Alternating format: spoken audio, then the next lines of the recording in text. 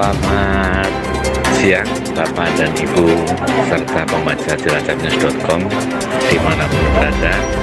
Saya ucapkan banyak terima kasih atas partisipasinya dan bantuannya yang selama ini diberikan kepada kami jelajahnews.com.